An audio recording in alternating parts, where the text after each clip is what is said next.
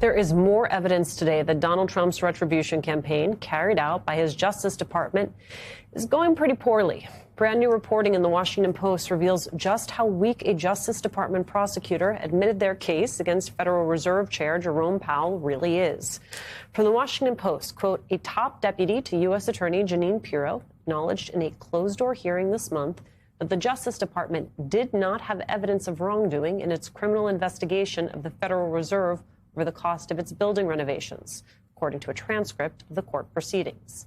The case was opened after Powell gave testimony about the cost of renovations at the Fed's headquarters. Prosecutors were weighing whether to bring fraud or misconduct charges against the Fed chair based on that testimony. But according to the Washington Post, quote, chief of the criminal division of the U.S. Attorney's Office in D.C. said at the March 3rd hearing that Justice Department lawyers did not know at this time what evidence there is of fraud or criminal misconduct, arguing only that the project was $1.2 billion over budget and that it doesn't seem right. Just days after that admission of no evidence, federal judge James Boasberg quashed the DOJ's subpoenas targeting Powell.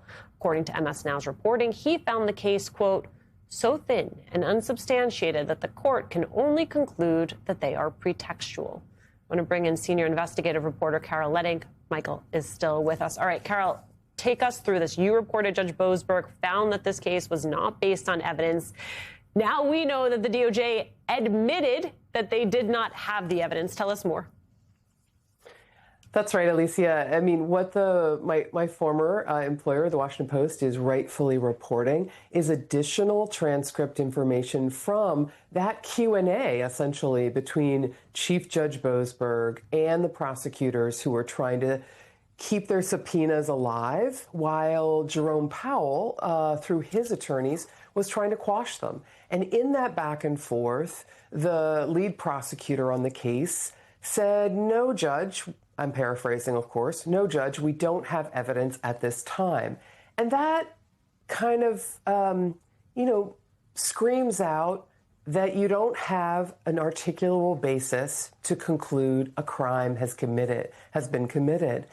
As we reported in MS Now First about a week and a few days ago, if my memory serves, Judge Boasberg ruled very, very unusually, by the way, he was going to quash these subpoenas and release the decision to quash because there was essentially no evidence of any crime.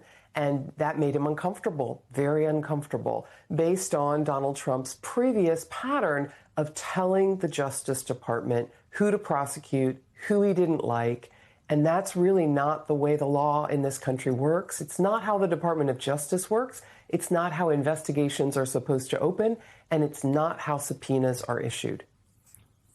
Michael Feinberg, a judge looking for evidence. I mean, what does it do to the level of trust between DOJ prosecutors and judges to have this admission that they themselves knew there was no there?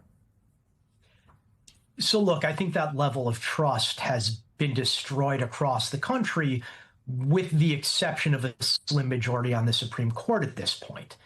And the reason for that is in making this admission, DOJ has essentially copped to violating its own regulations and policies. To the extent that there is a Bible of prosecutorial guidelines and ethics, it's something called the Justice Manual. And the Justice Manual explicitly states you do not try and bring charges to a grand jury unless you think you can actually obtain an indictment. To do so otherwise is to ignore your ethical duties as an officer of the United States government. And what the testimony that you and Carol just spoke about clearly demonstrates is that they knew they had no chance of getting an indictment, but they brought this to the grand jury anyway, presumably to simply please their political overlords. All right, Carol, I want to pivot to another U.S. Attorney's Office. Federal judges appointed a career prosecutor to be the U.S. Attorney in New Jersey. They seem to have ended just this long standoff with the DOJ. What more can you tell us? Yes, this is a pretty significant impasse that has now been, I guess, patched up, so to speak. The chief judge in this case previously had said that the U.S. Department of Justice and the Trump administration seemed to be more concerned about who was running this office than whether or not the office was properly running.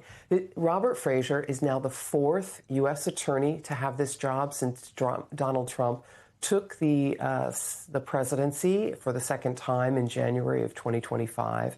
And this peace essentially was brokered when the federal court conferred with senior Justice Department officials about who they might all agree would be a good, at least temporary choice for a U.S. attorney in this position, solely for the goal of moving forward with cases. Alicia, I want to underscore something about how serious it is to not have this position properly and legally filled. I mean, it meant that judges were kicking prosecutors out of the courtroom for sentencing and for other key decisions in cases because they couldn't, in their view, accept what was being presented by this office without legally appointed leaders. Most famously, Alina Habab, a close Trump ally and one of his former attorneys, had been serving in that office, and she was removed by the federal court. It is the total authority of the federal court to appoint a U.S. attorney in these jobs, as they have tried to do or come close to doing in 4 other cases around the country. It is their authority to do that when a nominee has either stayed in the job past 120 days and has not been but confirmed by the Senate. And that's what has happened in the Eastern District of Virginia. That's what has happened in upstate New York. That is what has happened in New Jersey. And here we are in this situation where the judges have finally met with senior justice officials just to get the office kind of rolling forward and have criminal prosecutions and law enforcement handled ably and legally.